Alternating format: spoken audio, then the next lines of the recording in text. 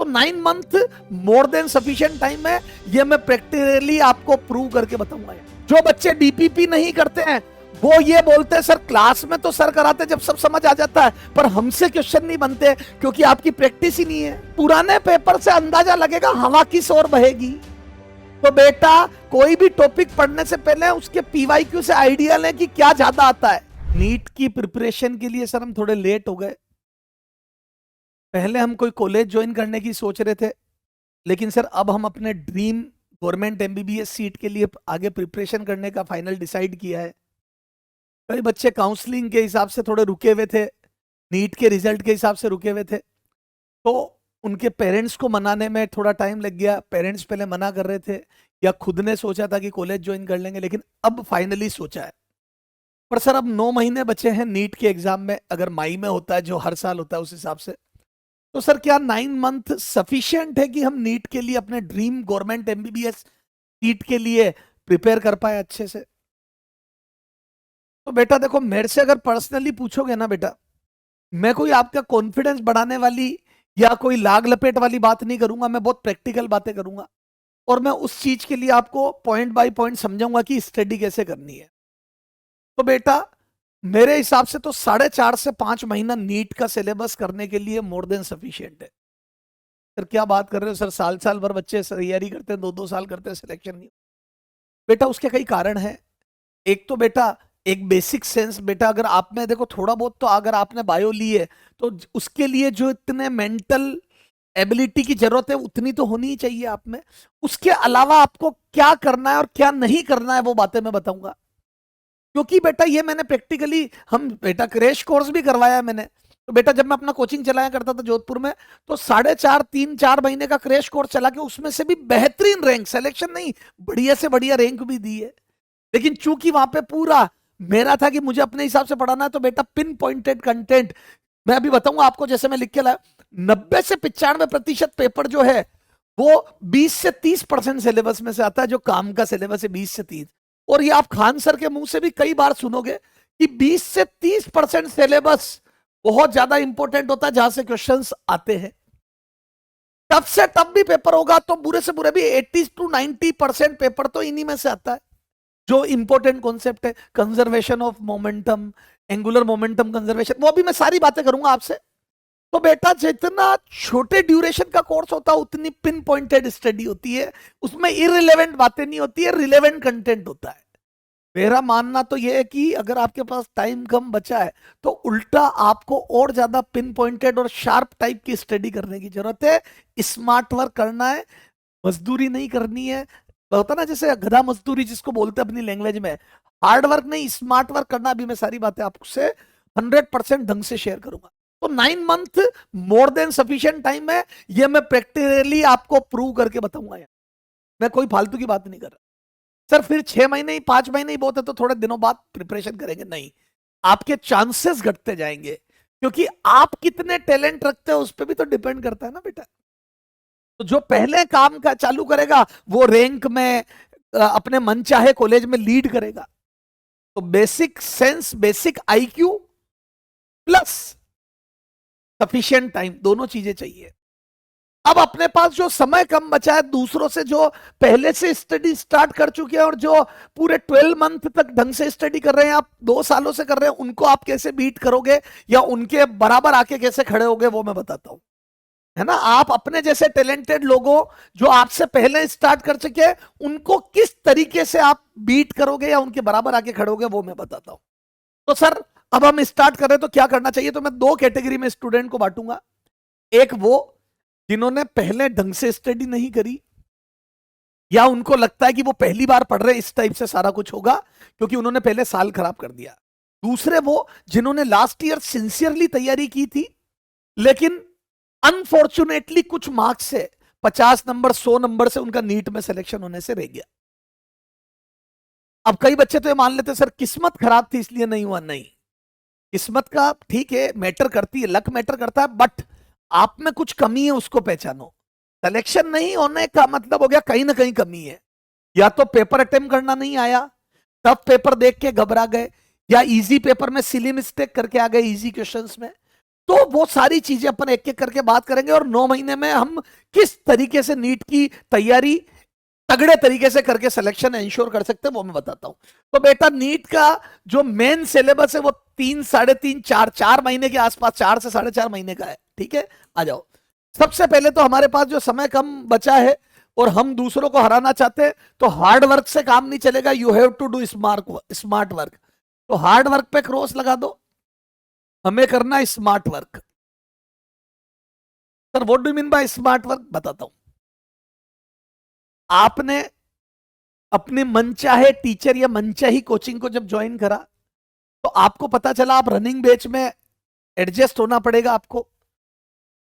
तो बेटा अपना बैकलॉग कैसे कवर करोगे? सर वो बैच आगे चल रहा है, तो जो बच्चा स्मार्ट वर्क नहीं करता है, हार्ड वर्क करता है, वो तो जोश से बिल्कुल बेसिक मैथ से स्टार्ट हो जाता है। जैसे फिजिक्स की बात करूं, इसी प्रकार से केमिस्ट्री वगैरह जीरो से स्टार्ट होके एक एक तो लेक्चर 1 लेक्चर 2 शुरू से देखना चालू कर देता है। अब बेटा आपके 3 महीने का या 2 महीने का जो सिलेबस इकट्ठा हो गया, उसको आप कब तक कवर कर पाओगे कोई गारंटी नहीं। अगर उसी तरीके से काम करोगे जैसे दूसरों ने किया था, तो वो तो 2 महीने हमेशा आपसे आगे ही रह जाएंगे, क्योंकि आप जितने पुराना देखोगे वो आगे बढ़ते चले जाएंगे। तो अपने बैकलॉग को, या आप अगर रनिंग बैच में जा रहे हो तो बैकलॉग को बड़ा स्मार्टली रिमूव करें। तो बैकलॉग के लिए बेटा आप 1 शॉट पे जाएं बेटा, है ना। और अब आपकी कितनी तैयारी पहले से हुई हुई है उस हिसाब से बैकलॉग कवर करें। अब बच्चा क्या करता है, बैकलॉग में सारा पढ़ने की सोचता नहीं। अगर आपके पहले ढंग से तैयारी करी है तो आप ये देखो कि जो छूटा है बेटा, आप ये ना माने, कोई बच्चा ये ना माने वापिस करते वक्त कि मैं ये छोड़ दूं, मुझे ये आता है वो आता है, नहीं। इसमें बेटा आपके जहां तकलीफ है वो तकलीफ बनी रहेगी, है ना। आप ठीक है उसके क्वेश्चन प्रैक्टिस करके देख लो कि क्या आपको वास्तव में आता है या कुछ कॉन्सेप्ट वीक है। तो सबसे पहले बैकलॉग के लिए बेटा, जैसे फिजिक्स में मान लो वर्क पावर एनर्जी चल रहा है, मान लो आप गए और वर्क पावर एनर्जी चल रहा है, बेसिक मैथ हो गया है, सुनना ध्यान से, बेसिक मैथ हो गया है, यूनिट एंड डायमेंशन हो गया है, वन वेक्टर हो गया है, 1D हो गया है, 2D हो गया है, रिलेटिव मोशन हो गया है, और बेटा एनएलएम हो गया है, फ्रिक्शन, एनएलएम एंड फ्रिक्शन हो गया है। इसको अलग अलग लिख देता हूं। अब बच्चा सोचता है मैं सारा नहीं। अब बेटा हो सकता है आपने इसको पहले से आता हो, सर आप तो मना कर रहे हो, ऐसा नहीं मानना है बेटा। जो हो चुका है, जिसमें तुम पीछे हो गए हो, या अब आपको 9 महीने में जो 3 महीने का टाइम बचाना है, तो बेटा बेसिक मैथ की बातें जब जब ये यूज होगी तब तब वापिस होती है। जैसे कहीं पे जीपी बन रही है तो सर जीपी का फॉर्मूला वापिस लिखते हैं, तो बेटा ये करने की जरूरत नहीं है अगर आपको इंटीग्रेशन डिफरेंशिएशन का बेसिक नॉलेज है। जिन्होंने पिछले साल थोड़ी बहुत भी तैयारी करी है तो उन सबको आता है। सर हम तो बिल्कुल जीरो से तैयारी कर रहे हैं, तो बेटा आप टीचर से कम्युनिकेट करो। इसमें सबसे पहले आप अगर कुछ नहीं आता है तो बेटा इंटीग्रेशन कर लो, डिफरेंशिएशन कर लो, क्योंकि ये आपको जगह जगह करना पड़ेगा। इंटीग्रेशन डिफरेंशिएशन ये 2 चीजें, और बेटा ट्रिग्नोमेट्री का बेसिक ट्रिग्नोमेट्री और ग्राफ सीख लो, बेसिक ट्रिग्नो और ग्राफ। बाकी एलजेब्रा वगैरह की अभी जरूरत नहीं है, ट्रिग्नो एंड ग्राफ ये हार्डली 1 दिन में सारे हो जाएंगे आपके। ये हार्डली 3 घंटे का काम है, 3 से 4 घंटे, 3 to 4 आवर खत्म। फिर अभी बेटा यूनिट एंड डायमेंशन अभी पढ़ने की जरूरत नहीं है, ये लास्ट में कर लेना, है ना। 1 शॉट से करना, ये सब 1 शॉट से करना बेटा, ये सारे 1 शॉट से करोगे बेटा। जो भी आपके दिक्कत है वो 1 शॉट से करोगे, रेगुलर लेक्चर नहीं देखोगे, नहीं तो बेसिक मैथ के 10-12 लेक्चर मिलेंगे 2-2 घंटे के, तो 24 घंटे तो यही करने में चला जाएगा, जिसको आप 2 से 3 घंटे में काम का करके बाहर आ सकते थे। ठीक है, उसके बाद यूनिट एंड डायमेंशन लास्ट में करेंगे, लास्ट में या बीच में कभी टाइम मिला तो। इसका 1 शॉट भी करना है, लेकिन अभी नहीं करना है, क्योंकि अभी मेरे ये कहीं बीच में ज्यादा काम नहीं आएगा। वेक्टर को बेटा ढंग से कर लो, क्योंकि इसमें कंपोनेंट करने पड़ेंगे। 1D 2D बाद में कर लेंगे, क्योंकि वर्क पावर एनर्जी में ज्यादा तो एनएलएम फ्रिक्शन काम आएगा, इनको कर लो 1 शॉट से। तो बेटा एनएलएम लगभग 6-8 घंटे के करीब एनएलएम लेगा और 4-5 घंटे के करीब फ्रिक्शन लेगा। तो बेटा 13 घंटे ये दे दो अभी तो, और 4-5 घंटे वो दे दो 17, और वेक्टर को दे दो बेटा 4 से 5 घंटे। अब देखो बेटा ये जो पहाड़ जैसा आपको लग रहा था सिलेबस की यार कैसे कवर करेंगे, वो 4 4 8 और 13 लगभग 20-21 घंटे में कवर हो जाएगा। 21 आवर के करीब आप दोगे तो आप क्लास के साथ हो जाओगे फिजिक्स की। बेटा बीच में एक सैटरडे संडे या एक राखी होली दिवाली की छुट्टी आ गई तो बेटा 2 छुट्टियों में तो ये सारा कवर कर दोगे। और बेटा फिजिक्स बच्चों को सबसे ज्यादा डराती है, इससे साथ हो जाओ। बायो में इससे भी कम वेटेज लगेगा। केमिस्ट्री में तो मोल कंसेप्ट ढंग से कर लो, है ना, मोलरिटी मोलरिटी मोल निकालना, मोल फ्रैक्शन निकालना, ये सारा बेसिक कर लो, फिर जो चैप्टर चल रहा है उसके साथ हो जाओगे आराम से। क्योंकि केमिकल इक्विलिब्रियम अपने आप में अलग है, आयनिक अपने आप में, है ना, सॉल्यूशन कोलिगेटिव प्रॉपर्टी सब अपने आप में इंडिविजुअल टॉपिक है, पर मोल कॉन्सेप्ट सब में लगेगा फिजिकल केमिस्ट्री में। ऑर्गेनिक है तो आपको पूरी रिएक्शन मैकेनिज्म का वन शॉट देखना पड़ेगा। तो ऐसे अलग अलग सब्जेक्ट का बेटा स्मार्टली बैकलॉग कवर करो। अभी इनकी जरूरत नहीं है, इनको लास्ट में बाद में करेंगे, बाद में, तो ये सब बाद में कर सकते हो आप। तो आपके ये 4 टॉपिक मैंने रुकवा दिए। 1D का थोड़ा मोड़ा बेसिक काम आता है, वो आपने 9th क्लास में पढ़ा, इक्वेशन ऑफ मोशन, तो आपको सच कहीं दिक्कत आएगी नहीं। फिर सर ये कब करेंगे, जब भी छुट्टियां हो। अब आपके पास समय खराब करने का स्कोप नहीं है बेटा। आपको जब भी छुट्टियां मिलेगी, 15 अगस्त, राखी, होली, दिवाली, तो आपको बेटा ये अपना बैकलॉग कवर करना है। उस समय आपको फटाफट लीड लेनी है। Is that clear? अच्छा, दूसरा, आप समय कैसे निकालोगे सर? हम दूसरों के कंपैरिजन में जो पहले स्टार्ट कर चुके समय, तो बेटा आपको नोट्स डीपीपी सब ब्लाइंडली, बेटा भेड़ चाल में मत जाए। तो सर बेटा बच्चा नोट्स को, बेटा नोट्स, क्लास नोट्स भी कर रहा है, क्लास नोट्स करें, पीपीपी करें, बुक करें, मॉड्यूल करें। बेटा बच्चा अंट शंट बर्डन इकट्ठा कर लेता है, क्या क्या करे, इसमें भी बच्चा बड़ा परेशान रहता है। तो बेटा वी आर लेट, आपको क्लास नोट्स तो करने ही करने, क्योंकि इनमें हर कॉन्सेप्ट पे क्वेश्चन, सारे कॉन्सेप्ट कवर हो जाएंगे। इससे गारंटी हो जाएगी सारे कॉन्सेप्ट कवर। यस सर, 100%, क्योंकि हर टीचर हर कॉन्सेप्ट पे एक एक 2 क्वेश्चन करवा लेते हैं। तो अब ये बात तय है कि इजी क्वेश्चन एग्जाम में नहीं छूटेगा। उसके बाद डीपीपी आपको करनी ही करनी है। इससे हम चलना सीखेंगे, हमारे एप्लीकेशन, हमसे क्वेश्चन हो रहे हैं या नहीं हो रहे। जो बच्चे डीपीपी नहीं करते हैं वो ये बोलते हैं सर क्लास में तो सर कराते जब सब समझ आ जाता है, पर हमसे क्वेश्चन नहीं बनते, क्योंकि आपकी प्रैक्टिस ही नहीं है। हमसे क्वेश्चन बन रहे हैं या नहीं ये चेक करो। कॉन्सेप्ट अप्लाई नहीं, चेक करो, चेकिंग, है ना। कॉन्सेप्ट अप्लाई कर पा रहे हो या नहीं कर पा रहे हो, कॉन्सेप्ट का एप्लीकेशन पता चलता है।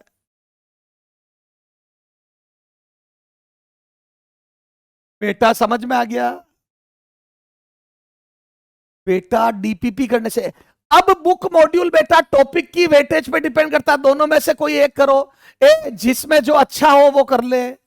और बेटा जिसमें जो अच्छा दिया है, जैसे मॉड्यूल में बेटा 90% चीजें सेम होती है, तो जहां जो अच्छा लगे वो करें। सर कैसे, समझ में नहीं आया? टॉपिक के वेटेज के हिसाब से प्रेफरेंस दे। जैसे अब बेसिक मैथ के लिए ना तो बुक करने की जरूरत है ना मॉड्यूल। बेसिक मैथ वेक्टर, अरे यार ये तो बेसिक है। हाँ, NLM friction work power energy के लिए करें। टॉपिक चैप्टर के वेटेज को देखिए, चैप्टर की औकात के हिसाब से।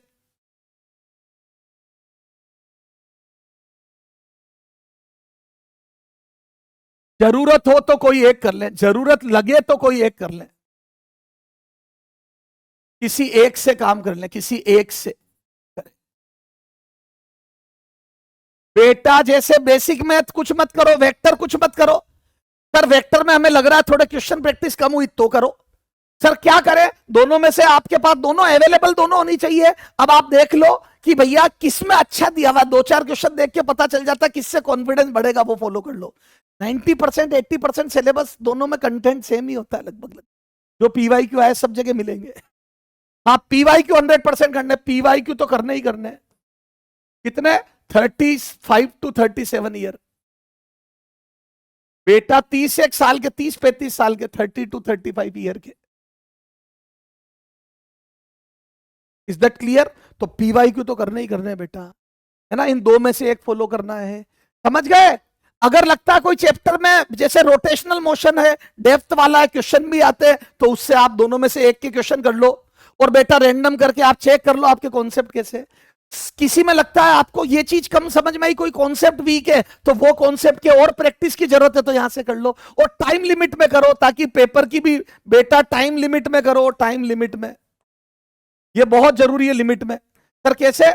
इससे आपका टाइम वेस्ट नहीं होगा। कैसे बेटा? फिजिक्स में 45 क्वेश्चन 45 मिनट है ना, 1 question 1 minute, 1 question 1 minute, 20 question 20 minute. Sir 1 घंटा मिलता है एग्जाम में, तभी तो 15 मिनट कम लेने अपने को, ताकि हमारे को क्वेश्चन सेलेक्ट करने की आदत बनेगी, इजी क्वेश्चन। तो बेटा अगर आप टाइम लिमिट में करोगे तो पहले इजी इजी करने की आदत बनेगी, तो टफ पेपर में आपके इजी क्वेश्चन सारे अटेम्प्ट हो जाएंगे, आप कभी घबराओगे नहीं एग्जाम में। तो 1 क्वेश्चन 1 मिनट थ्योरी लगाओ फिजिक्स में। बायो में 1 मिनट 2 क्वेश्चन, या बेटा 1 मिनट में 3 क्वेश्चन करो, क्योंकि बायो को आपको कम टाइम में करना है, आधा घंटे में ही करना है, तो 1 मिनट में 3 क्वेश्चन, 20 सेकंड में 1 क्वेश्चन करो बायो में। ठीक है, तो ये थ्योरी लगाओ, इससे आपकी पेपर अटेम्प्ट करने की प्रैक्टिस होगी और टाइम वेस्ट नहीं होगा। यस सर, ठीक है। अब बेटा भूल जाओ कि भैया आता तो सब था पर सिलेक्शन नहीं हुआ क्योंकि किस्मत खराब थी। नहीं, किस्मत आपके 100 नंबर नहीं घटा सकती। या तो आपको पेपर अटेम्प्ट करना नहीं आता तो बेटा किस्मत खराब थी, गलत। कमियां ढूंढो और उन पर काम करो, कमियां ढूंढो और उस पर काम करो, तभी सिलेक्शन होगा। यह है स्मार्ट तरीका, उस पर काम करो। तो बेटा जो लोग पहले स्टार्ट कर चुके हैं लेकिन वो मजदूरी कर रहे हैं, दिमाग नहीं लगा रहे, उनसे आगे निकल जाओगे। काम करो, इंप्रूव करना पड़ेगा बेटा। यस सर, ठीक है। रिलेवेंट कंटेंट, सर हम उनसे कैसे आगे निकलेंगे, 9 महीने में काम कैसे कर देंगे? रिलेवेंट कंटेंट पर फोकस करो। सर रिलेवेंट कंटेंट कैसे? अननेसेसरी के डेरिवेशन मत लिखो। कई बार होता है जैसे फ्रिक्शन में बैंक रोड पर वेलोसिटी मैक्सिमम का फॉर्मूला, अब उसका डेरिवेशन कॉपी में लिख के टाइम खराब कर रहे हो। क्लास में सर ने बताया, थोड़ा बहुत देख लिया, बाकी उसका सीधा फॉर्मूला काम आता है। हाँ, कुछ के डेरिवेशन इंपॉर्टेंट होते हैं, जिनमें कॉन्सेप्ट होते हैं, वो थोड़ा सा ध्यान से देख लो, उनको लिख लो। तो बेटा थोड़ा सा आपको स्मार्टली काम करना पड़ेगा। सर क्लास में बोलेंगे कि ये डेरिवेशन इंपॉर्टेंट है या नहीं है, जो नहीं है वो मत लिखो। ठीक है, अच्छा एक ही कॉन्सेप्ट पे ज्यादा एक ही टाइप के मल्टीपल क्वेश्चन मत करो, है ना। बच्चे क्या करते हैं, सर पेपर टफ आया तो अंट शंट जेई एडवांस के क्वेश्चन कर रहे हैं, वो सब बेटा निपट जाएंगे। बेटा पेपर टफ आया तो कौन से टफ पेपर में 720 में से 720 बच्चों के आ गए? बेटा स्टूडेंट के मार्क्स भी तो, टॉपर के भी तो 30-35 नंबर कम हो गए। तो बेटा लगभग 8-9 क्वेश्चन तो उससे भी नहीं हुए।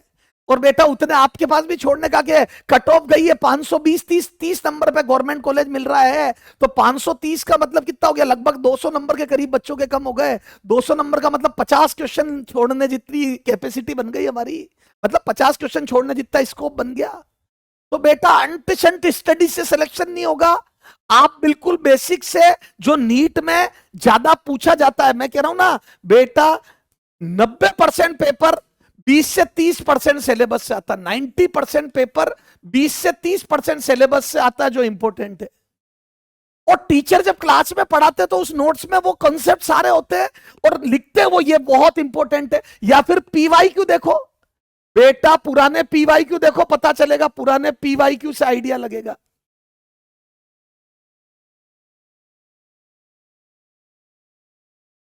तो जो बच्चे पीवाईक्यू देख के, जैसे तुम 12th क्लास में बोर्ड में तैयारी करते थे, तो बेटा बोर्ड का पेपर पहले क्या आया, तुम याद है उस चैप्टर के पहले क्वेश्चन देखते थे क्या पूछते हैं, तो आपको पता चल जाता है यार इस चैप्टर में से तो बार बार न्यूक्लियर रिएक्टर पूछा जाता है ना, आइसोटोप, आइसोटोन, आइसोबार, 1 मार्क्स का क्वेश्चन खूब आता है। तो आपको तैयारी करते वक्त पता लगता है हमें क्या चीजें ढंग से पढ़नी है। तो पुराने पेपर से अंदाजा लगेगा हवा किस ओर बहेगी। तो बेटा कोई भी टॉपिक पढ़ने से पहले उसके पीवाईक्यू से आइडिया लें कि क्या ज्यादा आता है।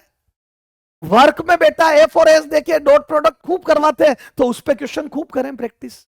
तो बेटा 20 से 30% सिलेबस जो ज्यादा पूछा जाता है उसकी क्वेश्चन प्रैक्टिस तगड़ी करें और बाकी को करो, लेकिन परेशान मत हो उसको लेके। तो स्मार्टली बेटा इन चीजों पे फोकस करो, 90% सिलेबस। ओके चलो ठीक है सर। तो रिलेवेंट कंटेंट, नोट्स बनाने में स्मार्टली बनाओ बेटा, शॉर्ट में नोट्स बनाओ बेटा, शॉर्ट में लिखें। फालतू डेरिवेशन ना लिखे, फालतू, अभी बताया था ना मैंने, फालतू डेरिवेशन ना लिखे, क्योंकि नीट दे रहे हो, बोर्ड थोड़ी दे ना लिखे। पीवाई क्यों देने बेटा, बोर्ड थोड़ी देनी है, पर इंपोर्टेंट लिख लेना, ठीक है। अच्छा, लैंग्वेज को ज्यादा से ज्यादा चित्र में लिखे, लैंग्वेज की जगह चित्र यूज करे की बजाय डायग्राम यूज करे। तो समझ नहीं आया, जैसे लैंग्वेज में लिखा है A block, two block is hang on a pulley and फलाना डिमाका, तो आप बेटा सीधा ये बनाओ, क्योंकि आपको वैसे भी ये तो बनाना पड़ेगा, है ना। और पूरी में टेंशन पूछी है तो बस ये खत्म, या एक्सेलरेशन पूछा ये, अब वो 4-5 लाइनों का क्वेश्चन, ये बस ये खत्म। ये डायग्राम आपको वैसे भी सोल्व करते वक्त बनाना ही था, तो इसी में सोल्व कर ले, तो इससे क्या बहुत फास्ट काम हो जाएगा। ये क्वेश्चन ये नोट कर, इसी में mg या 30 लगा लिया या 20 लगा लिया और सोल्व कर दिया, खत्म, है ना। अच्छा, उन्होंने लिखा if velocity of an object is 10 meter पर सेकेंड, तो आप यू लिख दो v बराबर 10 मीटर पर second, and it stops in time this 0.1 second या 2 सेकेंड में स्टॉप हो गया तो 2 सेकेंड लिख दो। मास दिया हुआ है 2 kg, यहां लिख दो, और पूछा है फोर्स कितना लगेगा, एवरेज फोर्स, तो खत्म, ये क्वेश्चन हो गया।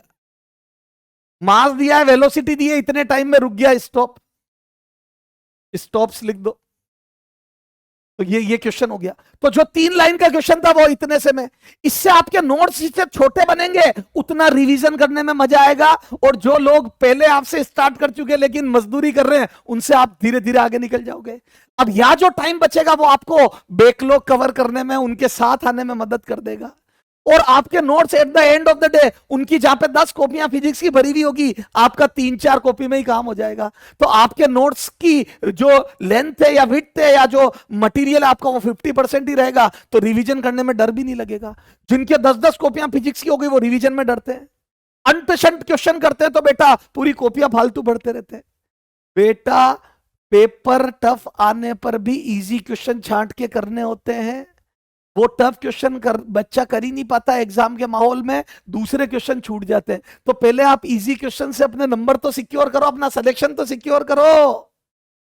हाँ, अब सर कितने टेस्ट दें, अब बेटा आपने तैयारी तो कर ली, पर आप स्कोर कैसे इंप्रूव करोगे। बच्चा टेस्ट नहीं देता है, सबसे इंपॉर्टेंट टेस्ट है, टेस्ट फ्रीक्वेंसी कितनी होगी, तो ये 2 टाइप के, depends upon last NEET score. मैंने कहा ना, जिन बच्चों को 50-60 नंबर से, 50 से 100 नंबर से चूक गए, उनको टेस्ट देने की जरूरत ज्यादा है, क्योंकि उनको पेपर अटेम्प्ट करना नहीं आता, नॉलेज तो था। और जिन बच्चों का फर्स्ट टाइम है या नीट में काफी कम स्कोर आया, नीट में बहुत कम स्कोर है, वो टेस्ट बेटा वो पढ़ने में ज्यादा ध्यान दें, वो ज्यादा से ज्यादा पढ़ें, और टेस्ट की फ्रीक्वेंसी शुरू में ज्यादा से ज्यादा पढ़ें, और शुरू में सिस्टम के साथ इक्के दुक्के टेस्ट दें, सिस्टम के साथ महीने के 2-3 टेस्ट दें, ये 7 टेस्ट दें, 2 to 3 in a month, क्योंकि बेटा वो ज्यादा टेस्ट देंगे तो उनका कंटेंट अधूरा रह जाएगा। तो सिस्टम हर 10-12-15 दिन में टेस्ट लेते हैं, कभी 15 दिन में, कभी 7 दिन में, कभी 20 दिन में, तो उनके साथ चलो अभी। फिर लास्ट में जनवरी के बाद फ्रीक्वेंसी, जनवरी फरवरी मार्च में फ्रीक्वेंसी बताओ, बढ़ाओ, है ना। फरवरी से जैन टू अप्रैल तक फ्रीक्वेंसी बढ़ाओ, मैं फ्रीक्वेंसी बढ़ाए। सर कितनी टेस्ट सीरीज ज्वाइन कर लो, अपने कोचिंग के भी टेस्ट दो, तो कम से कम आपके हर वीक में 2-2, 3-3 टेस्ट होने लगेंगे। इसमें कम से कम 2 महीने के कम से कम 10-10 टेस्ट दो, महीने के 10 से 12 टेस्ट दो, हर मंथ 10 से 12 पर मंथ, तो बेटा ये लगभग 50 टेस्ट देने हैं इन 3-4 महीनों में, जबरदस्त। ठीक है, हर वीक में 2 टेस्ट की फ्रीक्वेंसी तो एटलीस्ट होनी चाहिए। मैं तो कह रहा हूं 8 से 10 कर लो, चलो ज्यादा तो 8 से 10, तो लगभग 40 टेस्ट हो जाने चाहिए जनवरी फरवरी मार्च अप्रैल में आपके। ठीक है साहब। और जो बच्चे 50 से 100 नंबर से चूके हैं वो ज्यादा से ज्यादा टेस्ट दे, स्टार्टिंग से ही ये फुल सिलेबस की बात कर रहा हूं, स्टार्टिंग से ही फुल सिलेबस टेस्ट। सर हमारे को ये नहीं आता, वो नहीं आता, अरे वो तो नीट में भी होगा, छोड़ो, इससे आपको पेपर अटेम्प्ट करना आएगा। नहीं आता है तो टेंशन से मुक्ति देगा ये। फुल सिलेबस टेस्ट दो, at least once in a week, 1 per week, शुरू में तो बेटा महीने के कम से कम आपको 4 टेस्ट तो देने ही देने हैं, फुल सिलेबस 4 से 5, ठीक है, 1 पर वीक। और जनवरी से बेटा, जनवरी से है ना 10 से 12 पर, वही बोला 8 से 10 कर दो, 8 से 10 पर मंथ है ना, इसमें पर वीक और 4 पर मंथ।